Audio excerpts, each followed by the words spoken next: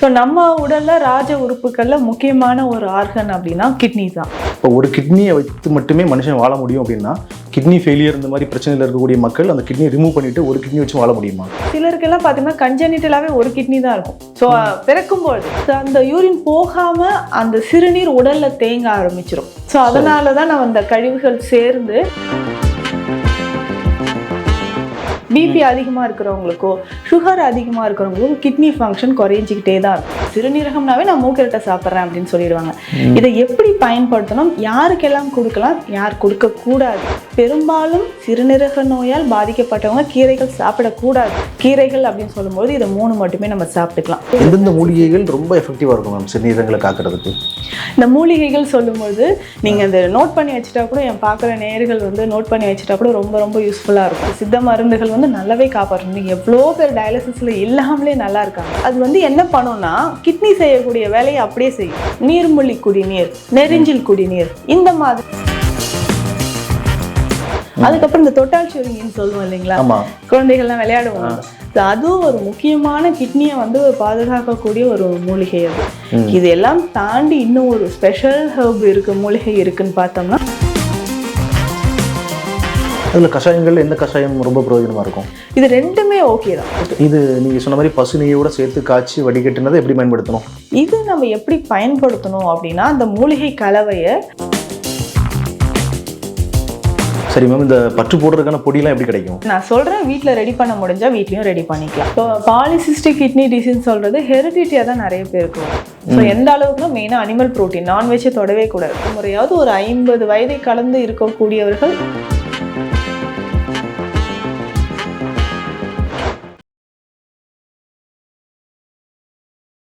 Doctor interview channel views எல்லாத்துக்கும் வணக்கம். நான் வில்சன். இந்த வீடியோவில் நம்ம கூட சென்னை ஆதம்பாக்கத்தில் தீக்ஷாலயம் சித்தா ஹெல்த் கேர் வச்சிருக்கக்கூடிய சித்த மருத்துவர் நித்யா அணிஞ்சிருக்கிறாங்க. நம்ம ஏற்கனவே நம்ம சேனலில் கிட்னி ஒருத்தருக்கு பாதிக்கப்பட்டால் எந்த மாதிரியான அறிகுறிகள்லாம் இருக்கும் அப்படின்னு ரொம்ப தெளிவாக பேசியிருக்கிறோம். அந்த வீடியோ பார்க்காதவங்க இந்த வீடியோ பார்க்குறதுக்கு முன்னாடியோ இல்லை வீடியோ பார்த்த பிறகு அந்த வீடியோ கண்டிப்பாக பார்த்துருங்க. இந்த வீடியோவில் நம்ம ஒருத்தருடைய கிட்னி பாதிக்கப்பட்டால் சித்த மருத்துவம் அதை சரி செய்து ரிவர்ஸ் பண்ணுறதுக்கோ இல்லை அதை மேனேஜ் பண்ணுறதுக்கோ எந்த அளவுக்கு ஹெல்ப் பண்ண முடியும், சித்த மருத்துவத்தில் எந்த மாதிரியான மருந்துகள் இருக்கின்றன, சித்தர்கள் இதெல்லாம் பற்றி பேசியிருக்கிறாங்களா, அப்படி நிறைய இன்ட்ரெஸ்டிங்கான விஷயங்கள் பேச போகிறோம். அதனால் இந்த வீடியோ உங்களுக்கு எல்லாம் உபயோகமாக இருக்கும் போது வீடியோ கடைசி வரைக்கும் பார்த்துருங்க. இது வரைக்கும் நம்ம சேனலை சப்ஸ்கிரைப் பண்ணாமல் யாராவது இருந்தீங்க அப்படின்னா இந்த வீடியோ பார்க்கும்பொழுது கண்டிப்பாக சேனலை சப்ஸ்கிரைப் பண்ணி பக்கத்தில் கூடிய பெல் பட்டனை கிளிக் பண்ணி ஆல் ஆப்ஷனை செலக்ட் பண்ணிக்கோங்க. எங்கள் சேனலில் இன்டர்வியூ தரணும் அப்படின்னு நினைக்கக்கூடிய மருத்துவர்கள் என்னுடைய வாட்ஸ்அப் நம்பரில் நீங்கள் எங்களை நேரடியாக தொடர்பு கொள்ளலாம். அதே மாதிரி வியூவர்ஸும் கூட ஏதாவது எங்களுக்கு தகவல் சொல்லணும், எங்கள்கிட்ட ஏதாவது கேட்கணும் அப்படின்னா எங்களுடைய வாட்ஸ்அப் நம்பரை நீங்கள் பயன்படுத்திக்கோங்க. மேம் வணக்கம். மேம் வணக்கம். மேம் நம்ம சித்த மருத்துவம் யாருக்காவது கிட்னி பாதிக்கப்பட்டிருந்தால் எப்படி உதவி செய்ய முடியும் அப்படிங்கிறத பற்றி தெளிவாக பேசுவோம். அதற்கு முன்னாடி ரொம்ப சுருக்கமாக மனுஷனுடைய உடலில் கிட்னி எந்த மாதிரியான ஃபங்க்ஷன் பண்ணிகிட்டு இருக்குது, எந்த மாதிரி வேலை செய்கிறது, ஒருவேளை கிட்னி பாதிக்கப்பட்டால் எந்த மாதிரி பிரச்சனைகளை மக்கள் சந்திப்பாங்க அப்படின்னு சொல்லிடுங்க. கிட்னி அப்படின்னு சொல்றது எல்லாரும் தெரிஞ்ச விஷயம்தான். நம்ம பாடியில நம்ம எடுக்கக்கூடிய உணவை கழிவுகளை வெளியேற்றுறது. எப்படி வியர்வை மூலமா கழிவுகள் வெளியேறுது, ஸோ நம்ம மோஷன் போறோம், அந்த மாதிரி நம்ம எடுக்கக்கூடிய உணவிலிருந்து கழிவுகளை வெளியேற்றக்கூடிய ஒரு முக்கியமான பணி, மேஜர் ரோல் சொல்றோம். ஸோ நம்ம உடல்ல ராஜ உறுப்புகள்ல முக்கியமான ஒரு ஆர்கன் அப்படின்னா கிட்னி தான். இந்த கிட்னி அப்படின்னு சொல்றது இல்லாத பட்சம் அதுக்கு தான் 2 இருக்கும் நமக்கு. ஸோ 1 பேர் ஆஃப் கிட்னி, அது ஒரு 2 கிட்னிஸ் நமக்கு இருக்கு. ஒன்று ஏதாவது பாதிப்புக்கு உள்ளானாலும் இன்னொன்று நமக்கு ஹெல்ப் பண்ணுன்ற மாதிரி 2 கிட்னிஸ் இருக்கும். ஸோ அந்த மாதிரி நம்ம உடல்ல இருக்கக்கூடிய கழிவுகள் வெளியேற்றப்படணும். அதுவும் இல்லாம நம்ம உடல்ல ரத்தம் உற்பத்தி ஆகிறதுக்கும் சரி, மெயினா பிபி மெயின்டைன் ஆகிறதுக்கும் முக்கியமான பணிகளை செய்யறது கிட்னி தான். சில பேர் நம்ம செய்திகளில் பார்க்குறோம், யாருக்காவது கிட்னி பாதிக்கப்பட்டா அவங்களுடைய ஒரு கிட்னியை தானமாக கொடுக்குறாங்க, அப்படிலாம் செய்கிறாங்க இல்லையா? இப்போ ஒரு கிட்னியை வைத்து மட்டுமே மனுஷன் வாழ முடியும் அப்படின்னா கிட்னி ஃபெயிலியர் இந்த மாதிரி பிரச்சனையில் இருக்கக்கூடிய மக்கள் அந்த கிட்னியை ரிமூவ் பண்ணிட்டு ஒரு கிட்னி வச்சு வாழ முடியுமா? ஒரு மனிதனுக்கு ஒரு கிட்னினா ஓகே, வாழ முடியும். அது ஹெல்த்தியான ஒரு கிட்னியா இருக்கணும். ஸோ தானம் செய்யக்கூடியவங்களுக்கு நிறைய டெஸ்ட் எல்லாம் எடுப்பாங்க இல்லையா?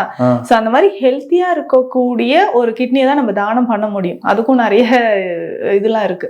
ஸோ அந்த மாதிரி ஒரு கிட்னி ஓகே. பட் சிலருக்கெல்லாம் பார்த்தீங்கன்னா கன்ஜெனிட்டலாவே ஒரு கிட்னி தான் இருக்கும். ஸோ பிறக்கும் பொழுதே இந்த மாதிரி நிறைய பேஷண்ட்ஸ் நம்ம பார்க்குறோம். பிறக்கும் பொழுதே ஒரே கிட்னி தான் அப்படின்னு இருக்கிறவங்க. அப்போ அந்த மாதிரி ஒரே கிட்னில இருக்கிறவங்க ரொம்ப ரொம்ப கேர்ஃபுல்லா உணவுல இருந்து நம்ம சாப்பிடக்கூடிய அன்றாட வாழ்க்கையில நம்ம செய்யக்கூடிய செயல்கள்ல இருந்து ரொம்ப கவனமாக இருக்கணும். அப்போ ஆரோக்கியமான உணவும் வாழ்வியல் முறையும் இருந்தா ஒரு கிட்னியோடய நம்ம வாழ முடியும். ஒருவேளை நீங்க சொன்ன மாதிரி ஒரு கிட்னி, நிறைய பேருக்கு ஒரு கிட்னி மட்டும் சுருங்கி இருக்கும், இன்னொரு கிட்னி நார்மலாவே ஃபங்க்ஷன் ஆயிட்டு இருக்குங்க அப்படின்னா அதற்கான சிகிச்சை முறைகள் எடுத்தா சித்த மருத்துவத்தில் மீண்டும் அந்த கிட்னி நார்மலா ஃபங்க்ஷன் ஆகிறதுக்கான வாய்ப்புகள் இருக்கு. ஸோ எந்த மாதிரியான அதெல்லாம் சில பேராமீட்டர்ஸ் நம்ம பார்ப்போம் இல்லைங்களா, எப்படி சுகர் இருக்கா, பிபி இருக்கா, இல்லை ஹெரிடிட்டியா இந்த ப்ராப்ளம் வருதா. ஸோ இது எல்லாமே நம்ம பார்த்துட்டு அந்த செயல்பாடு வந்து கொஞ்சம் கொஞ்சமா குறைஞ்சிட்டு இருக்க கிட்னிக்கும் நம்ம மருத்துவம் மேற்கொள்ளலாம். கிட்னி பாதிப்பு அப்படின்னு நம்ம பொதுவாக சொன்னாலும் அந்த கிட்னி பாதிப்புலேயே பல நிலைகள் இருக்குது இல்லையா, பல ஸ்டேஜஸ் 1, 2, 3, 4, 5 அந்த மாதிரிலாம் சொல்றாங்கல்ல. இதுல வந்து எந்த நிலை வரைக்கும் நம்ம சித்த மருத்துவத்தால உதவி செய்ய முடியும்? இப்போ 5 ஸ்டேஜஸ் இருக்குன்னு சொல்லலாம். சரி, 1ல இருந்து 5 வரைக்கும் 5th stage, 2nd stage, 3rd stage, 4th stage வரைக்கும் ரொம்ப ஈஸியா சித்த மருந்துகள் எடுக்கும்போது நல்ல சான்சஸ் இருக்கு. 4th வரைக்குமே இருக்கு, 5thலயும் இருக்கு. 5th ஸ்டேஜ்ல இருக்கக்கூடியவங்களும் சித்த மருந்துகள் எடுத்தா நல்லாவே ரிவர்ஸ் ஆகிறதுக்கு வாய்ப்புகள் இருக்கு. பட் நம்மளோட ஆர்கன் எப்படி சப்போர்ட் பண்ணுதுன்றத பார்க்கணும். ஸோ எந்த அளவுக்கு உணவே நமக்கு எடுக்க முடியல, அப்போ மெடிசன்ஸ் உள்ள போயிட்டு ஸோ கொஞ்சம் கொஞ்சமா அது பிளட்ல அப்சார்ப்ஷன் நடந்து கிட்னி ஃபங்க்ஷனை ரிவர்ஸ் பண்றதுக்கு 1 மாதம் காலமாவது எடுத்துக்கும் மருந்துகள் நம்ம ஸ்டார்ட் பண்ணும்போது. இதுவே 3rd ஸ்டேஜ் 4th ஸ்டேஜ்ல இருக்காங்கன்னா 15-20 நாட்கள்லயே கொஞ்சம் மாற்றம் தெரியும். ஸோ யூரின் அவுட்புட் அதுக்கு தான் டெஸ்ட் பண்ண, இது எவ்வளோ யூரின் போறீங்க ஒரு நாளைக்கு அப்படின்ட்டு ஸோ அளவு மெஷர் பண்ணி சொல்லுங்கன்னு சொல்லுவோம்.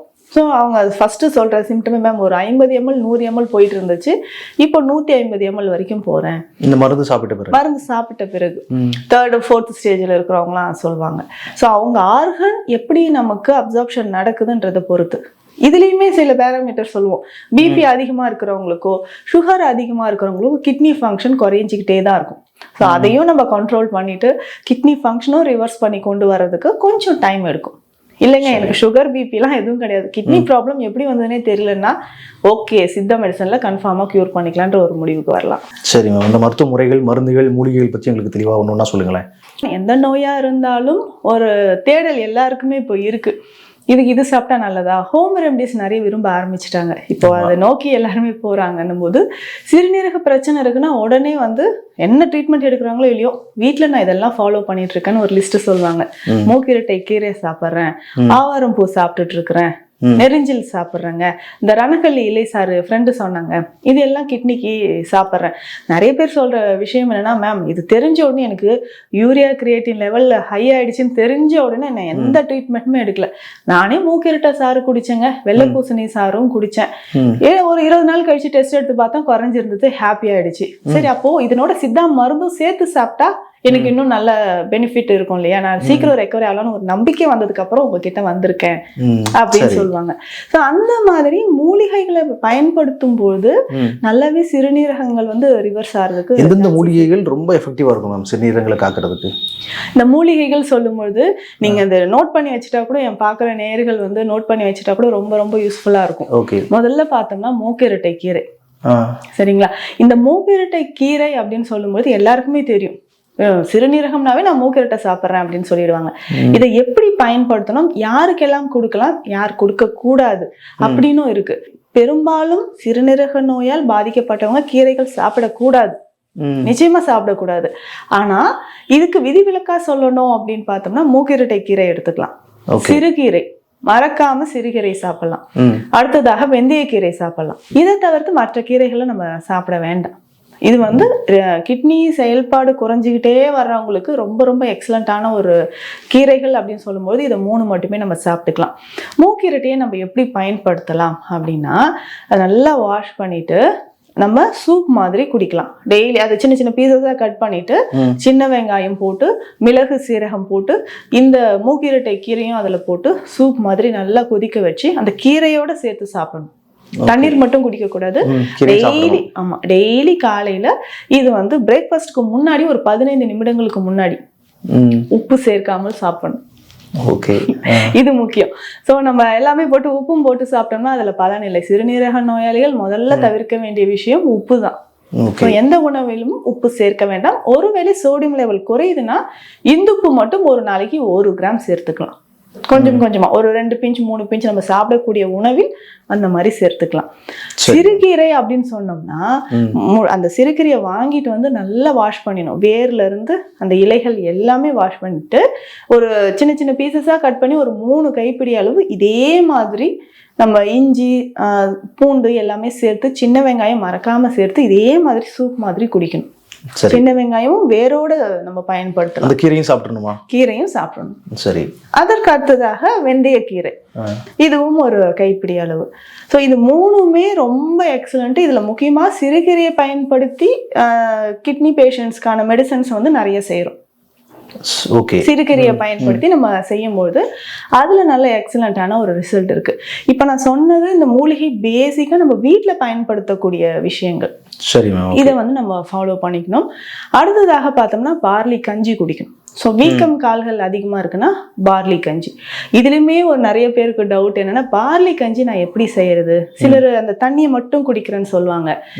கொஞ்சம் பார்லியை எடுத்து ஒரு 1/2 கிளாஸ் பார்லியை ஒரு 1/2 மணி நேரம் ஊற வைத்த பிறகு கஞ்சி மாதிரி காய்ச்சிக்கணும். காய்ச்சி அந்த அரிசியோட அந்த தண்ணியும் சேர்த்து குடிக்கணும். இதுல மிளகு, சீரகம், பூண்டு, என்னென்ன ஸ்பைசஸ் எல்லாம் சேர்த்துக்கலாம். உப்பு தவிர. ஸோ இந்த மாதிரி காலையில நம்ம டெய்லி ஃபாலோ பண்ணிட்டு வந்தோம்னே நல்ல ஒரு ரிசல்ட் கிடைக்கும். பார்லி வந்து கிட்னியுடைய ஃபங்க்ஷனை இம்ப்ரூவ் பண்றதுக்கு எதுவும் ஹெல்ப் பண்ணுமா, இல்ல அதனால நம்ம உடல்ல தேங்கிக்கக்கூடிய நீர் ஏதாவது குறைக்கிறதுக்கு உதவி செய்யுமா? நீர் முதல்ல குறையும். சரி. இதனால என்ன ஆகும்னா டெம்பரேச்சர் வந்து நம்ம பாடியில நிறைய பேருக்கு ஃபீவர் வந்துகிட்டே இருக்கும். கிட்னி பாதிப்புக்கு உள்ளானவங்களுக்கு அடிக்கடி ஃபீவர் வரும். டெம்பரேச்சர் வந்து ஒரு வேரியேஷன் இருக்கும். அதை சரி செய்யறதுக்கு நமக்கு பார்லி இம்பார்ட்டன்ட் சொல்லலாம். அது ஒரு பெஸ்ட் டயட் கிட்னிக்கும். சரி சரி. ஸோ அந்த மாதிரி ஒரு வாரம் 3 நாளோ 4 நாட்களோ நம்ம வந்து பயன்படுத்திக்கலாம். ஸோ இந்த மாதிரி மூலிகைகளை வீட்டில் இருந்த மாதிரி பயன்படுத்தலாம். அடுத்து மருந்துகள், சித்தர்கள் சொன்ன நிறைய மருந்துகள், ரகசிய முறைகள் இருக்கு, பெருமருந்துகள் இருக்கு. அதை ஃபாலோ பண்ணிட்டும் நம்ம கிட்னி வந்து நல்லாவே ரிசல்ட் வரும். என்ன ஒண்ணுன்னா ஒவ்வொருத்தருக்குமே எந்த மாதிரியான பாதிப்புகள் இருக்கு அதற்கேற்ற கால நேரம்ன்றது தேவைப்படும். ஸோ ரெக்கவரி பீரியட்னு இருக்கு இல்லையா? ஸோ 4th ஸ்டேஜ் 5th ஸ்டேஜ்ல இருக்கிறோம்னா மெடிசன்ஸ் எடுக்கிறோம். ஒரு 30 days to 40 days அந்த அப்சர்ப்ஷனுக்காக நம்ம டைம் தேவைப்படும். ஸோ நிறைய பேர் அந்த பயத்தினாலேயே கேட்பாங்க, 2 days ஆயிடுச்சு 3 days ஆயிடுச்சு எந்த மாற்றமும் தெரியல மெடிசன் எடுத்து. அப்படி கிடையாது, ஒரு கொஞ்சம் டைம் எடுக்கும். ஸோ பிளட் ப்ரெஷர் இருக்குன்னா அது குறையணும், சுகர் கண்ட்ரோலுக்கு வரணும். அதுக்கப்புறம் நம்ம எடுக்கக்கூடிய ஃபுட்டு டைஜஷன் ஆகணும். அப்புறம் தான் மெடிசன் அப்சார்ப்ஷன் நடக்க ஆரம்பிச்சு நமக்கு ஒரு ரிசல்ட் கிடைக்கும். ஸோ பொறுமையாக நம்ம மெடிசன்ஸை சாப்பிட்டோம்னா பின்னாடி நமக்கு வந்து பக்க விளைவுகள் இல்லாமலே இதுல இருந்து நல்லாவே கியூர் ஆக முடியும். சரி. அடுத்து ஒரு சுமாராக எவ்வளவு காலம் தேவைப்படும்? ஒரு முதல் நிலை, 2ஆம் நிலை, 3ஆம் நிலை இந்த மாதிரி இருக்கக்கூடியவங்களுக்கு கூட தொடர்ந்து அவங்க காலம் முழுக்க மருந்து சாப்பிடணுமா, இல்லை குறிப்பிட்ட காலம் சாப்பிட்டுவிட்டு முழுசா சரியாகி நிறுத்த முடியுமா? முழுசா சரியாய் நிறுத்த முடியும். ஒவ்வொருத்தருக்குமே காலம் தேவைப்படும். இப்போ 1st இருந்து 3rd ஸ்டேஜ் வரைக்கும் இருக்கிறாங்கன்னா ஒரு 4 மாதங்களாவது தேவைப்படும். எந்த ஸ்டேஜ்ல நமக்கு வந்து கிரியேட்டின் லெவல் இருக்கு, ஒரு சிலருக்கு 10க்கு மேல இருக்கும், 10 பாயிண்ட்ஸ்க்கு மேல இருக்கும், 8 பாயிண்ட்ஸ்க்கு மேல இருக்குன்னா கண்டிப்பாக 4 மாதங்களாவது ஆகும். அது ரிவர்ஸ் பண்ணி நம்ம கொண்டு வரணும். யூரியா எவ்வளோ இருக்கு, கிரியேட்டின், மற்றபடி மற்ற பேராமீட்டர்ஸ்லாம் எவ்வளோ இருக்கு, சோடியம் பைகார்பனேட் இது எல்லாமே எவ்வளோ இருக்குன்னு பார்க்கணும். GFR ரேட் எவ்வளோ இருக்குன்னு நம்ம தெரிஞ்சுக்கணும். GFR வந்து 8ல இருக்கு, 9ல இருக்கு, இதெல்லாம் ரொம்ப லோ. ஸோ அதுல இருந்து ரிவர்ஸ் பண்ணி கொஞ்சம் கொஞ்சமா நமக்கு GFR ரேட் வந்து இன்க்ரீஸ் ஆகும்போது நல்ல ஒரு மாற்றம் தெரியும். பொறுமையா நம்ம இதுல இருந்து வெளியில வரணும்னா இந்த மெடிசன்ஸ், சித்த மருந்துகள் வந்து நல்லாவே காப்பாற்றணும். எவ்வளோ பேர் டயாலிசிஸ்ல இல்லாமலே நல்லா இருக்காங்க. ஸோ அந்த மாதிரி சித்தர்கள் சொன்ன ரகசிய மருந்துகள் அதையும் நான் இப்போ சொல்றேன். அதுல மூலிகைகள் அப்படின்னு பார்த்தோம்னா தேற்றான் கோட்டை. தேற்றான் கோட்டைனாவே நிறைய பேர் லேகியம் சாப்பிடுவாங்க. ஆனா அந்த தேற்றான் கோட்டையில இருந்து கற்ப மருந்துகளும் நம்ம செய்து சாப்பிடுறோம். சரி. ஸோ அது சிறுநீரக நோயாளிகளுக்கு நம்ம அந்த மெடிசன்ஸ் வந்து கொடுக்குறோம். தேற்றான் கோட்டையில் எனக்கு ஒரு சின்ன டவுட். தேற்றான் கோட்டையில் வந்து நம்ம இதுக்கு முன்னாடி பேசும்பொழுது அது அதிகமான புரோட்டீன் இருக்கு அப்படின்னு நம்ம பேசியிருந்தோம்னு நினைக்கிறேன் இல்லையா? அது சாப்பிட்டா கொஞ்சம் டைஜஷன் கொஞ்சம் டிலேவா இருக்கும் அந்த மாதிரிலாம். இது வந்து புரோட்டீன் சத்துக்கள் இருக்கு. சரி, புரோட்டீன் சத்துக்கள் இருக்கு. அதோட சேர்த்து சில மூலிகைகளும் சேர்த்து அது பாவனை பண்ணி கொடுக்கும்போது தான் அது வந்து சிறுநீரக நோயாளிகளுக்கு ஒரு அருமருந்தாக மாறுது. ஓகே, ஏன்னா சிறுநீரகம் பாதிக்கப்பட்டிருக்கும் பொழுது அதிகமான புரோட்டீன் எடுக்கக்கூடாதுல்ல? நிச்சயமா புரோட்டீன் எடுக்கக்கூடாது. இப்போ தேற்றான் கொட்டை அப்படின்னு பார்த்தோம்னா உடலுக்கு, அதாவது ரொம்ப ஃபீவர் இருக்கு, அண்டர் வெயிட்ல இருக்கு, அவர்களுக்கு ரொம்ப சிறந்த ஒரு மருந்து மூலிகை அப்படின்னா இது சொல்லலாம். ஓகே, அது வந்து என்ன பண்ணும்னா கிட்னி செய்யக்கூடிய வேலையை அப்படியே செய்யும். அதோட வேலையே என்னன்னா வாட்டர்ல இருக்கக்கூடிய இம்பியூரிட்டிஸ, கலங்களா இருக்கக்கூடிய தண்ணியை கூட அது வந்து சுத்தம் செய்யுது. கிட்னியோட ஃபங்க்ஷனும் அதே தானே. அதனாலதான் இந்த ஊர்ப்புறங்கள்ல எல்லாம் குளத்தை சுத்தி தேற்றான் கோட்டை மரங்களை வந்து வச்சிருப்பாங்க. தேற்றான் கோட்டை ஊற வைத்து அந்த ஊரல் குடிநீரை குடிக்கலாமா? ஊரல் குடிநீரை குடிக்கலாம். சிறுநீரக நோயாளிகள் என்ன பண்ணலாம்னா, ஒரு நாளைக்கு நீங்க 1 லிட்டர் தண்ணி குடிங்க, 1 லிட்டர் தண்ணி குடிங்கன்னு சொல்லிட்டாங்கன்னா இரவு நேரத்திலேயே அந்த தண்ணீர்ல இந்த தேற்றான் கொட்டைகள் ஒரு 10 கொட்டைகள் போட்டு காலையில இருந்து அடுத்த நாள் அந்த வரைக்கும் இரவு வரைக்குமே அந்த தண்ணீரை குடிச்சிக்கலாம். இதை நம்ம வந்து சிறுகீரை சாற்றில் பாவனை செய்து ஒரு மருந்து கொடுப்போம் தேற்றான் கொட்டையை வந்து. ஸோ அந்த மருந்துகள் எடுக்கும்போது ஒரு நல்ல ரிசல்ட் கிடைக்குதுன்னு சொல்லலாம். அது ஒரு முக்கியமான அருமருந்து, ரகசிய முறை தான் சித்தர்கள் சொன்னது. என்னன்னா அந்த தேற்றான் கொட்டையோட இன்னும் சில மூலிகைகள் நம்ம சேர்க்க போறோம். சிறுகீரை சாறு விட்டு அதை வெயில்ல வச்சு எடுக்க போறோம். தேற்றான் கொட்டை கற்பம் அப்படின்ற ஒரு மருந்து. இதை வந்து சிறுநீரக நோயாளிகள் ஒரு நாளைக்கு 2 வேளையோ இல்ல 3 வேளையோ, ரொம்ப லாஸ்ட் ஸ்டேஜ்ல இருக்காங்க, 4th ஸ்டேஜ்ல இருக்காங்க, கிட்னி ஃபங்க்ஷன் குறைவாக இருக்கின்ற நபர்களுக்கு 2 வேளையோ 3 வேளையோ நம்ம கொடுக்கிறோம். சரி, ஆனா இது வந்து மருத்துவர் ஆலோசனை இல்லாம அவங்க எல்லாம் சாப்பிடக்கூடாது இல்லையா? பெருமருந்துகள் பொதுவாகவே. ஆமா, பெருமருந்துகளோ கற்ப மருந்துகளோ டாக்டர் வந்து கன்சல்ட் பண்ணதுக்கு அப்புறம் எடுக்கணும். ஏன்னா அந்த டோசேஜ் வந்து அப்பதானே தெரியும், யாருக்கு எந்த டோசேஜ் நம்ம கொடுக்குறோன்றது அப்பதான் நமக்கு தெரியும். பட் ஜென்ரலாவே வந்து பார்த்தோம்னா நீர்மூழ்கி குடிநீர், நெரிஞ்சில் குடிநீர், இந்த மாதிரி குடிநீர் வகைகள் இருக்கு. கஷாயம், இந்த கஷாய மருந்துகள் ஜென்ரலா அவங்களே குடிக்கலாம். அதுல கஷாயங்கள் எந்த கஷாயம் ரொம்ப பிரயோஜனமா இருக்கும்? இது ரெண்டுமே ஓகே தான்.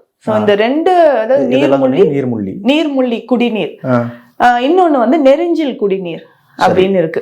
இது ரெண்டுமே யாரெல்லாம் எந்த அளவுக்கு எடுக்கணும்னு சொல்றோம் அந்த மாதிரி பயன்படுத்திக்கலாம். சரி, இந்த நீர்மூழ்கி குடிநீர்னு சொல்றது இந்த நீர்மூழ்கி விதைகள் அப்படின்ற ஒரு மூலிகை இருக்கு. நீர்மூழ்கி செடியோட விதைகள். இதோட பெஸ்ட் ஆக்ஷன் என்னன்னு பார்த்தோம்னா டயூரிட்டிக்னா சிறுநீரை வந்து அதிகமாக்கி உடல்ல இருந்து வெளியேற்றக்கூடியது. கிட்னிக்கு வந்து ரொம்ப ரொம்ப பெஸ்ட்னு பார்த்தோம்னா இந்த நீர்மூழ்கி விதைகள் சொல்லலாம். இதுவுமே வந்து நீர்ப்பாங்கான இடங்கள்ல இருக்கும் இந்த நீர்மூழ்கின்னு சொல்றது. இதற்குமே உடலுக்கு வந்து இழந்த வன்மையை கொடுப்பதற்கு நீர்மூழ்கி வந்து சிறுநீரகத்துக்கு மட்டும் கிடையாது, நம்ம 7 உடற்தாதுக்களையும் வன்மைப்படுத்தக்கூடிய ஒரு மிக சிறந்த கற்ப மருந்து. சரி, இதை வந்து பயன்படுத்தி நிறைய விஷயங்கள் வந்து சித்தர்கள் செய்தார்கள் அப்படின்னு சொல்லலாம். அதாவது இந்த மாயாஜால விஷயங்கள் எல்லாமே இருக்கு இல்லையா, அதுவுமே சித்தர்கள் கை தேர்ந்தவர்கள் தானே. அதெல்லாமே செய்யும் போது நீர்மூழ்கி ஒரு முக்கிய மூலிகையாக ஆண்களுக்கும் இது ரொம்ப பயன்படுது. ஆண்களுக்கும் பயன்படும். எரெக்ஷன் ப்ராப்ளம் இருக்கவங்க, விந்தணு பிரச்சனை இருக்கக்கூடியவங்க, ஹைட்ரோசில் பிரச்சனை இருக்கு, சிஃபிலிஸ் மாதிரியான நோய்களுக்கும் இந்த நீர்மூழ்கி மிக சிறந்த ஒரு மூலிகை.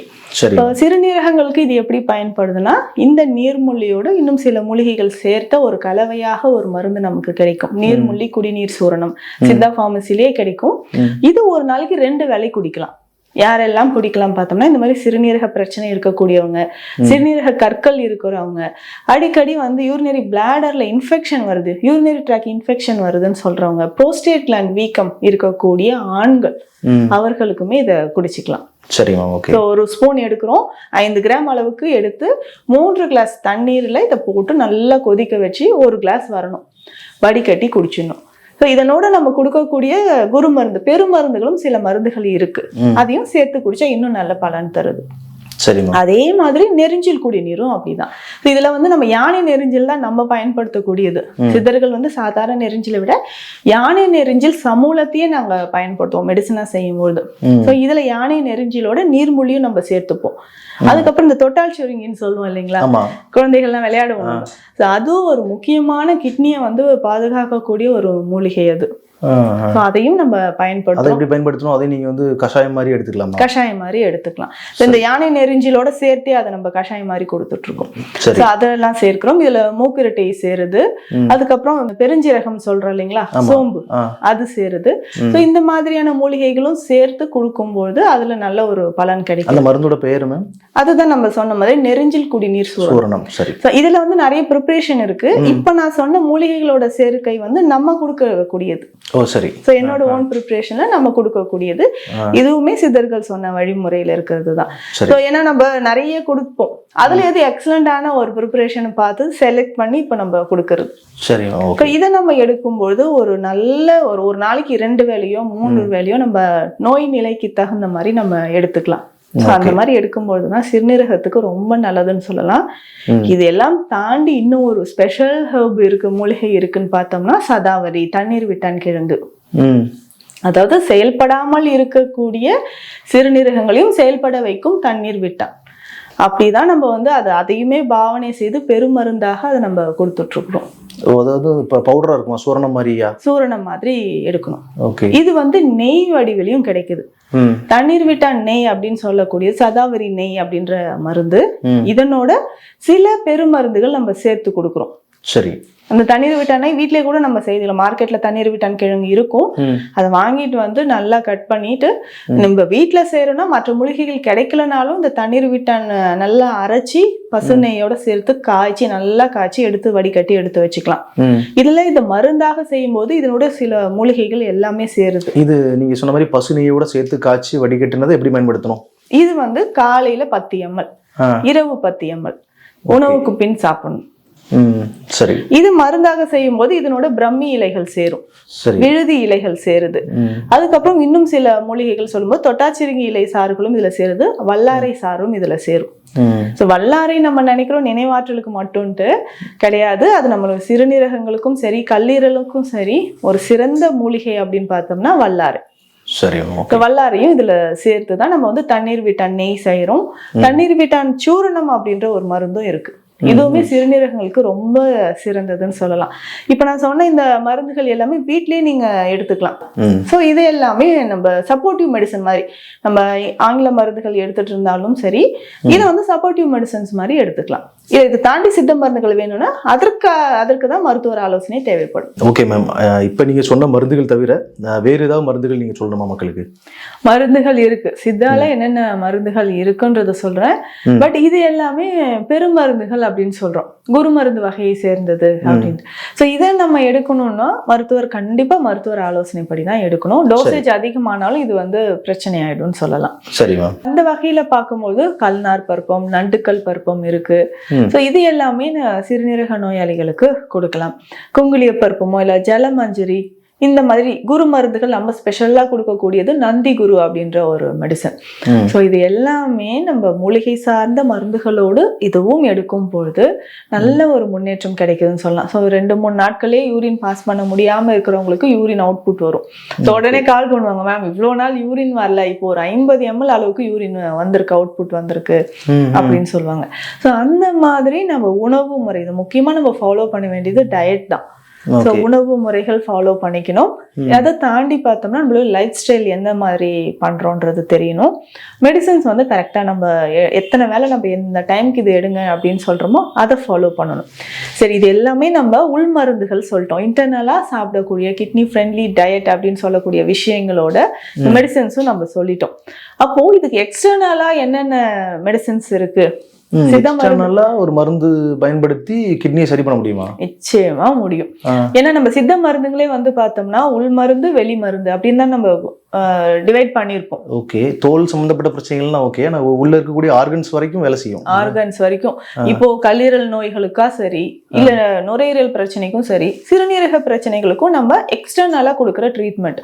இப்போ எக்ஸ்டர்னலா நம்ம என்ன நினைப்போம்னா வெளியில மூட்டு வலிக்கெல்லாம் தைலம் அப்ளை பண்றோம் இல்லைங்களா, ஒத்தரம் கொடுக்குறோம், ஜுரம் வந்தா பத்து போடுறோம் அப்படின்னு நினைப்போம். அதை தாண்டி நிறைய விஷயங்கள் உள் மருந்துகளே இல்லாம எக்ஸ்டர்னல் தெரபிஸ்லயே நம்ம வந்து கியூர் பண்ற மாதிரியான வழிமுறைகளும் சித்தர்கள் சொல்லியிருக்காங்க. மூர்ச்சை நிலையில் அப்படின்னு, அதாவது கோமா, சோ அந்த பேஷண்ட்ஸ் எப்படி ரெக்கவரி பண்றது? ஃபுல்லா எக்ஸ்டர்னல் மெடிசன் தானே கொடுக்க முடியும். ஸோ வெளிப்பிரயோகமாக மூலிகைகளை கொடுத்து நசிய மருந்துகள் கொடுத்து, நசிய மருந்துகளை மூக்குல நம்ம டிராப்ஸ் விடுறது. ஸோ அவங்களால சாப்பிட முடியாது. எப்படி அவங்கள வந்து உயிர்ப்பிச்சு கூட்டு வந்தாங்க சித்தர்கள்னா இந்த மாதிரி எக்ஸ்டர்னல் மெடிசன்ஸ் கொடுத்துதான். ஸோ அந்த அளவுக்கு சிறுநீரக பிரச்சனைக்கு எந்த அளவுக்கு நம்ம இன்டர்னல் மெடிசன் எடுக்கிறோமோ எக்ஸ்டர்னலாக நம்ம பயன்படுத்தக்கூடிய தெரப்பிஸும் இருக்கு. என்னென்ன இருக்கு மேம் அதில்? ஸோ இதில் ஃபர்ஸ்ட் பார்த்தோம்னா பத்து மருந்து நம்ம சொல்லலாம். ஸோ பற்று மருந்துகள் அப்படின்னு சொல்லும்போது இதுவுமே மூலிகைகள் பயன்படுத்தி செய்யக்கூடிய பற்று மருந்துகள் தான். இது நம்ம எப்படி பயன்படுத்தணும் அப்படின்னா, அந்த மூலிகை கலவையை ஸோ வெந்நீர் விட்டு நல்லா மிக்ஸ் பண்ணி முதுகு பகுதியில் பற்று போடணும். கிட்னி லொக்கேட்டா இருக்கக்கூடிய முதுகு பகுதியில. ஸோ நோயாளிகள் வந்து குப்புற படுத்ததுக்கு அப்புறம் முதுகு பகுதியில பருத்து போட்டாங்கன்னா ஒரு மணி நேரம் தினமும் அது அப்படியே இருக்கணும். இல்ல உட்கார்ந்த மாதிரி கூட நம்ம பருத்து போட்டுக்கலாம். கால் வீக்கம் இருந்தா கால்லயோ இல்ல அடி வயிற்று பகுதியில எல்லாமே பட்டு போடலாம். சரி மேம், இந்த பற்று போடுறதுக்கான பொடியெல்லாம் எப்படி கிடைக்கும்? இந்த பொடி கடைகள்லயும் இருக்கும், நம்மளும் கிளினிக்லயும் கொடுக்குறோம். இல்ல நான் சொல்றேன், வீட்டுல ரெடி பண்ண முடிஞ்சா வீட்லயும் ரெடி பண்ணிக்கலாம். ரொம்ப சிம்பிள் தான் சார். கிடைக்காத மூலிகைகளை கூட அவாய்ட் பண்ணிடுங்க. நம்ம கிடைக்கக்கூடிய மூலிகைகளை வச்சு இந்த பொடியை ரெடி பண்ணிக்கலாம். முக்கியமா பார்த்தோம்னா மஞ்சள் வந்து நமக்கு தேவைப்படும். இது எந்த வகையான மஞ்சளா இருந்தாலும் சரி, நாங்க வந்து மரமஞ்சள் பயன்படுத்துவோம். எளிமையாக மரமஞ்சள் கிடைக்காது, சாதாரண மஞ்சள் கூட நம்ம பயன்படுத்திக்கலாம். சரிங்க. ஃபர்ஸ்ட் வந்து நம்ம பயன்படுத்தக்கூடியது மஞ்சள், அதுக்கப்புறம் கருஞ்சீரகம் இதுல தேவைப்படும். இப்ப மஞ்சள் வந்து 400 கிராம் எடுக்கிறோம்னா கருஞ்சீரகம் 100 கிராம். ஓகே. அதுக்கப்புறம் சாதாரண நம்ம சீரகம் ஆமா 100 கிராம். முருங்கை விதை 500 கிராம் எடுக்கணும். முருங்கை விதையை வந்து 500 கிராம் எடுக்கணும். முருங்கை பட்டை கிடைச்சாலும் இதுல பயன்படுத்திக்கலாம். அது எவ்வளவு சேர்க்கணும்? அது வந்து ஒரு 200 கிராமோ 300 கிராமோ தேவைப்பட்டால் அதை சேருங்க, இல்ல கிடைக்கலன்னா அதை விட்டுலாம். முருங்கை விதை வந்து இதுல நம்ம பயன்படுத்துறோம். நெரிஞ்சில் நம்ம சொன்ன மாதிரி நெரிஞ்சில் குடிநீருக்கு சொன்னோம் இல்லைங்களா, அதே மாதிரி நெரிஞ்சில் சாதாரண நெரிஞ்சிலோ இல்ல யானை நெரிஞ்சில் கிடைச்சாலும் அதை பயன்படுத்திக்கலாம். சரி. அடுத்ததாக பார்த்தோம்னா அரச இலைகள். அரச இலை வந்து நம்ம உலர்த்தி கூட வந்து பயன்படுத்தலாம். அரச மரத்து இலைகள் கொழுந்தா இருக்கணும்னு இல்ல, இது இலைகளா கூட இருக்கலாம். அது வந்து நம்ம எடுத்துக்கலாம். ஸோ இது வந்து பேசிக்கா கிடைக்கக்கூடிய மூலிகைகள் தான். இதை நல்லா பவுடர் வெயில்ல உலர்த்தி பவுடர் பண்ணி எடுத்து நான் சொன்ன அளவுப்படி அரச இலைகள் வந்து எவ்வளவு கிடைக்குதோ அந்த அளவுக்கு போட்டுக்கலாம். ஸோ நான் சொன்ன அளவுப்படி இது இப்போ நான் சொன்ன அளவுப்படி வந்து பார்த்தோம்னா ஒரு 5-6 நாட்களுக்கு போதுமான அளவுக்கு இருக்கும். இல்ல இதுவே 1 மாதம் 2 மாதம் அளவு வந்து நீங்க இன்க்ரீஸ் பண்ணிக்கலாம்.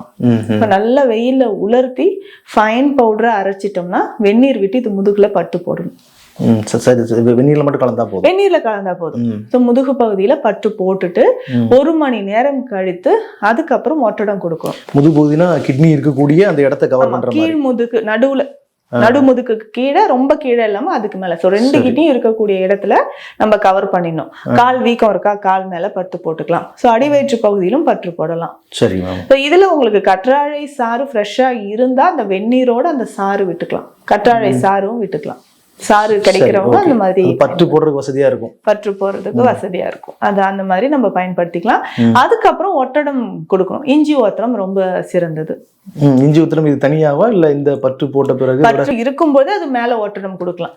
இஞ்சி ஒட்டடம் எப்படின்னா 1 லிட்டர் அளவுக்கு தண்ணீர்னா ஒரு 100 கிராம் இஞ்சிய நல்லா வாஷ் பண்ணிட்டு தோலெல்லாம் நீக்க வேண்டாம். எதுக்கு சொல்றேன்னா, ஒரு பேஷண்ட் சொன்னாங்க, மேம் ஒட்டரம் கொடுக்கறதுக்கு டெய்லி இஞ்சி தோல் எடுக்கவே எனக்கு டைம் ஆகுது மேம் சொன்னாங்க.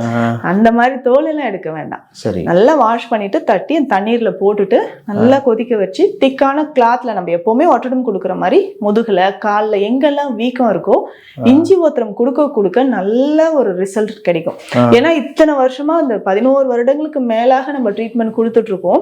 இதுல ஒட்டடம் சரியா கொடுத்தவங்க கொடுக்காதவங்களுக்குன்னு தனியா பார்க்கும்போது ஒட்டடம் கொடுக்கறவங்களுக்கு சீக்கிரமாவே இம்ப்ரூவ்மெண்ட் இருக்கிறது தெரியும். கம்பேரிட்டிவ்லி இந்த ஒட்டடம் கொடுக்காத மெடிசன் மட்டும் நான் சாப்பிட்றேன் அப்படின்றவங்களுக்கு இம்ப்ரூவ்மெண்ட் இருக்கு, பட் ஃபாஸ்டா ரெக்கவரி ஆகுது. இந்த மாதிரி எக்ஸ்டர்னல் தெரபிஸும் கரெக்டா ஃபாலோ பண்ற பேஷண்ட்ஸ்க்கு.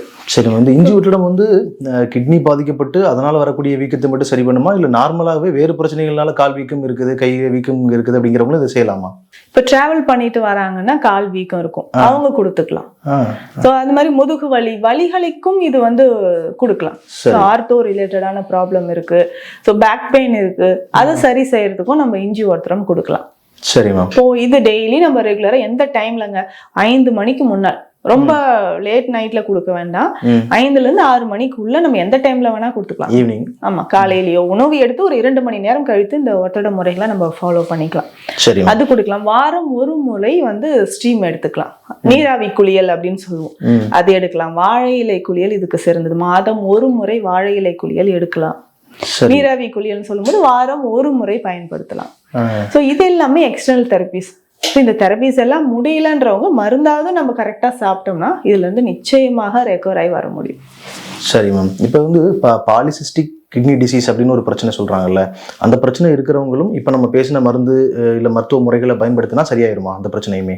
சரியாயிடும். சரி, இப்போ பாலிசிஸ்டிக் கிட்னி டிசீஸ் சொல்றது ஹெரிடிட்டியா தான் நிறைய பேருக்கு வருது, பரம்பரையா வரக்கூடியது. ஸோ பேரண்ட்ஸ்க்கு இருந்ததுன்னா கண்டிப்பாக அடுத்த ஜென்ரேஷனுக்கோ இல்லை அதுக்கு அடுத்த ஜென்ரேஷனுக்கோ வர்றதுக்கு சான்சஸ் இருக்கு. சரி, இப்போ ஓவரிஸ்லாம் நமக்கு எப்படி பாலிசிஸ்டிக் ஓவரியன் டிசீஸ் சொல்றோம் இல்லைங்களா, சின்ன சின்னதா நீர்க்கட்டிகள், அதே மாதிரி சிறுநீரகத்திலையும் இருக்கிறத நம்ம பாக்குறோம். இதற்குமே இந்த ட்ரீட்மெண்ட் போதும், அவர்கள் நிலைக்கு ஏற்ற மாதிரி சில மெடிசன்ஸ் வந்து சேஞ்ச் பண்ணிக்கலாம். சரி மேம். அடுத்து வந்து டயாலிசிஸ் பண்ணியாக வேண்டிய கட்டாயத்தில் யாராவது இருந்தாங்க இல்லை ஏற்கனவே டயாலிசிஸ் பண்ணிட்டு இருக்கிறாங்க அப்படின்னா அவங்க வந்து சித்த மருத்துவத்தை பேரலாக எடுத்துக்கலாமா அப்படிங்கிறது எங்களுக்கு சொல்லுங்க.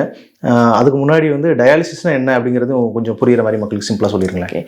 டயாலிசிஸ் அப்படின்றது கிட்னி செய்யக்கூடிய வேலையை நம்ம செயற்கையான முறையில செய்யக்கூடிய ஒரு இயந்திரம் அப்படின்னு சொல்லலாம். இது என்ன பண்ணுது அப்படின்னு பார்த்தோம்னா ஒரு 3 to 4 hours ப்ராசஸ் இது. ஸோ இது எப்படி நம்ம டிசைட் பண்ணுவாங்க, ஒவ்வொருத்தருக்கும் டயாலிசிஸ் வாரத்துக்கு 2 முறை வேணும், 3 முறை நீங்க பண்ணணும் அப்படின்னு எப்படி நம்ம தீர்மானிக்கிறாங்கன்னா கிட்னி ஃபங்க்ஷனை பொறுத்து தான். டோட்டலா நமக்கு வந்து கிட்னி ஃபங்க்ஷன் குறைவாக இருக்குன்னா வாரத்துக்கு 3 முறை பண்ணுங்க அப்படின்னு சொல்லுவாங்க. இது வந்து மெயினா நம்ம கையிலயோ இல்ல நெக்ல செர்விக்கல்ல இருக்கக்கூடிய வெயின்ஸ்லயோ நமக்கு வந்து ஸ்டார்ட் பண்ணுவாங்க. டயாலிசிஸ் பண்றதுக்கான ப்ரொசீஜர், அந்த எக்யூப்மெண்ட்ஸ் வந்து கையில ஃபிக்ஸ் பண்ணிட்டு அதுல நம்ம ஸ்டார்ட் பண்ணிக்கலாம். ஸோ ஸ்டார்ட் பண்ணும்போது என்னன்னா, ஸோ பாடியில இருக்கக்கூடிய பிளட் வந்து அந்த மிஷின் வழியாக வெளியில வந்ததுக்கு அப்புறம் பியூரிஃபை ஆகி திரும்ப இன்சைட் வந்து உள்ள போகிறது.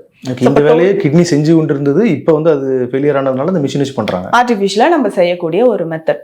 இது வந்து பெரிட்டோனியல் டயாலிசிஸ், ஹீமோ டயாலிசிஸ் அப்படின்ற 2 டைப்ல இருக்கு. ஸோ வயிற்று பகுதியிலும் பெரிட்டோனியல் டயாலிசிஸ் ஒரு சிலவர் வந்து வீட்லயே கூட செய்யறாங்க இப்பெல்லாம். ஸோ அது தினமும் செய்யற மாதிரியான ஒரு ப்ராசஸ்ல இருக்கு. அந்த மாதிரியும் செய்யலாம். ஸோ டயாலிசிஸ் அப்படின்றது கிட்னி ஃபெயிலியர் ஆகக்கூடிய நபர்களுக்கு செயற்கையான முறையில நம்ம செய்யக்கூடிய ஒரு ப்ராசஸ். இது எப்போது ஒருத்தருக்கு தேவைப்படுது அப்படின்னா 2 கிட்னியுமே நமக்கு செயலிழப்பு ஆயிடுச்சு. ஸோ கிட்னியோட ஃபங்க்ஷன் ரொம்ப குறைஞ்சிச்சுன்னா, சிலர் வந்து சிம்டம்ஸ் தெரியாத நபர்களுக்கு இது ரொம்ப தேவைப்படும். சிம்டம்ஸே தெரியாதுன்னு வச்சுக்கோங்களேன். நிறைய பேருக்கு சிம்டம்ஸ் தெரியாம தான் சடனா ஸ்டேஜ் 5ல தான் டயக்னோஸ் பண்ற நிலைமைக்கு இருக்காங்க. அந்த மாதிரி இருக்கிறவங்களுக்கு டயாலிசிஸ் அப்படின்ற ஒரு ப்ராசஸ் தேவைப்படுது. சரி, இப்போ டாக்டர் சொல்லிட்டாங்க டயாலிசிஸ் பண்ணணும் அப்படின்னு சொல்லிட்டாங்க, இல்ல பண்ணிட்டு இருக்காங்க, அவங்களுக்கு சித்த மருத்துவம் எந்த அளவுக்கு அவங்கள வந்து டயாலிசிஸ் பண்ணாம காப்பாத்துறதுக்கான வாய்ப்புகள் இருக்குதா?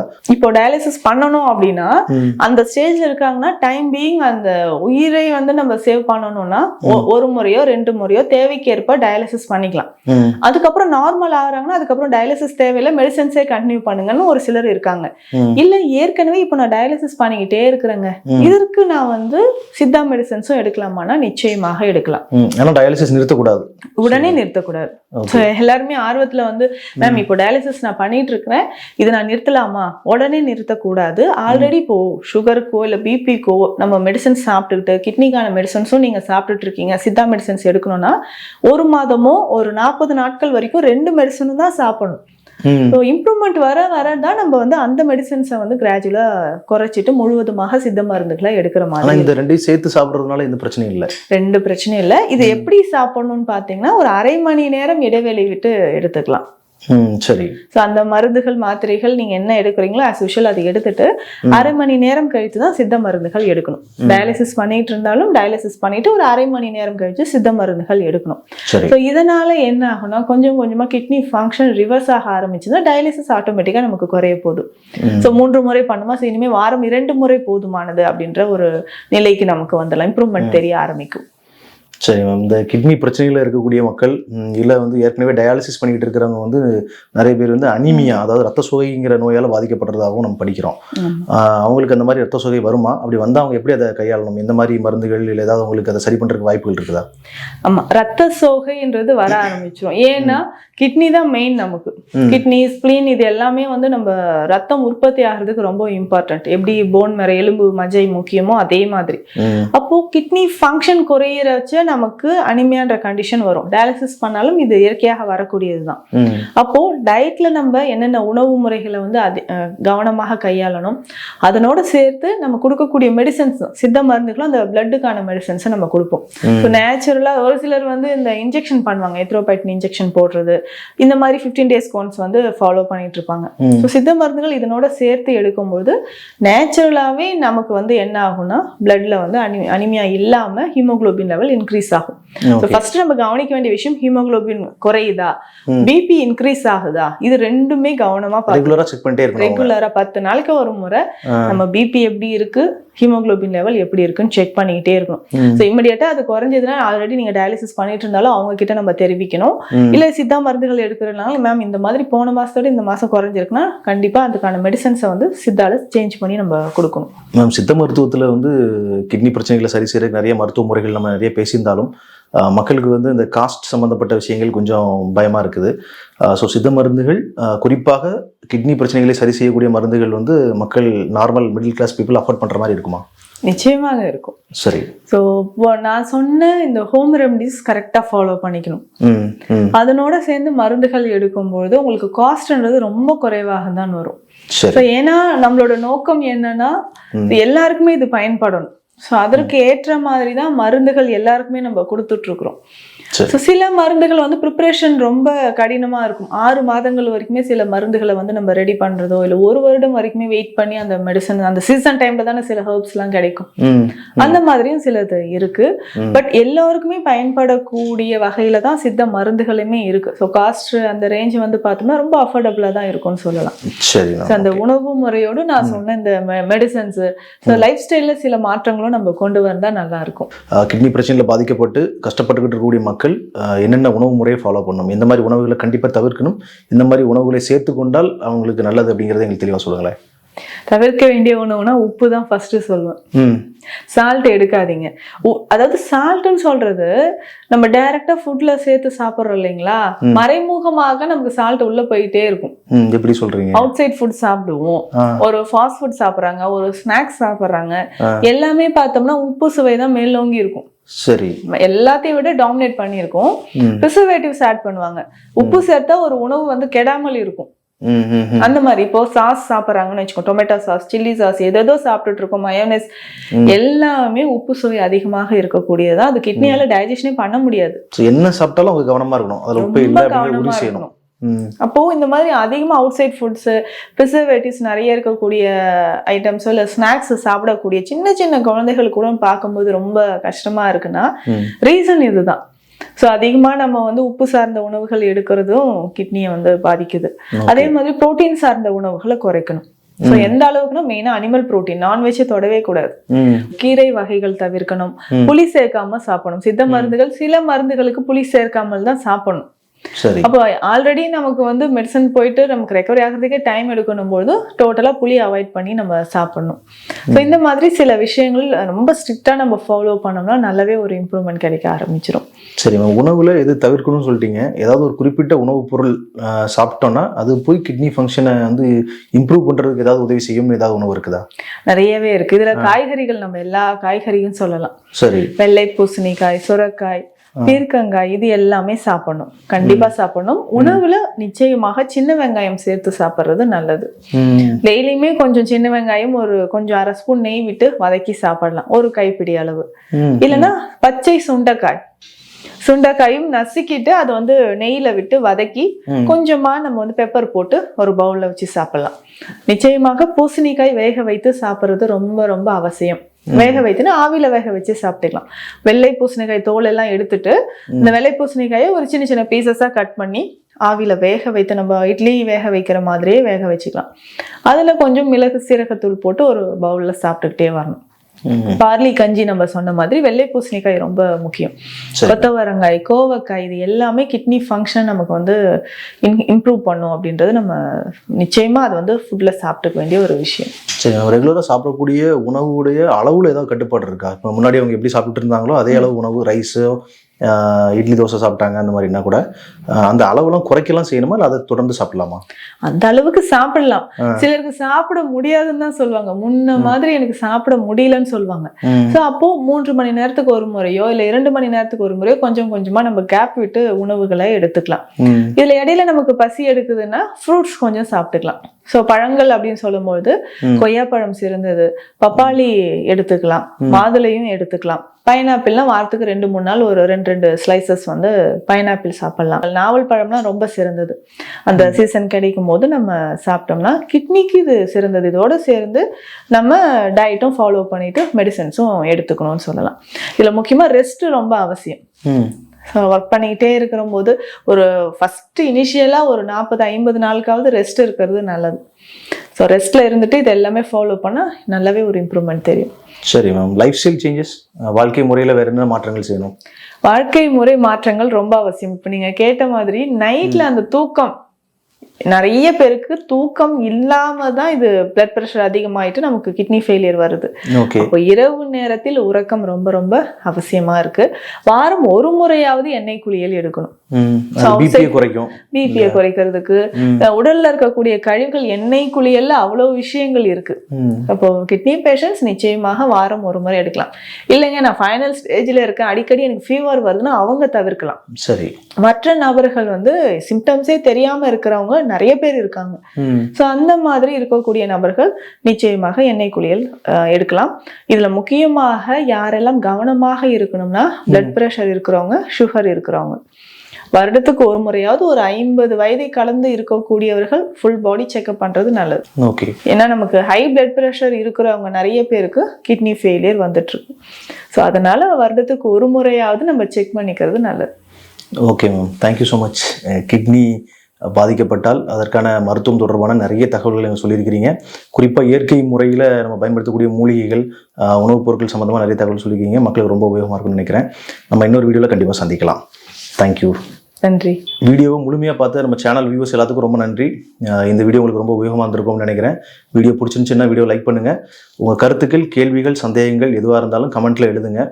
இந்த வீடியோ வந்து நிறைய பேர் மக்களுக்கு போய் சேர்கிற மாதிரி ஷேர் பண்ணுங்கள். குறிப்பாக வந்து ஒரு 40-50 வயது கடந்தவர்கள், கிட்னி பிரச்சனைகளால் பாதிக்கப்பட வாய்ப்பு இருக்கிறவர்கள், கிட்னி பிரச்சனையால் ஏற்கனவே பாதிக்கப்பட்டிருக்கிறவர்களுக்கு இந்த வீடியோ போகிற மாதிரி ஷேர் பண்ணுங்கள். நான் இன்னும் நல்ல வீடியோவோடு உங்களை திரும்பவும் சந்திக்கிறேன். அது வரைக்கும் உங்களிடம் விடைபெறுவது உங்கள் வில்சன். நன்றி, வணக்கம்.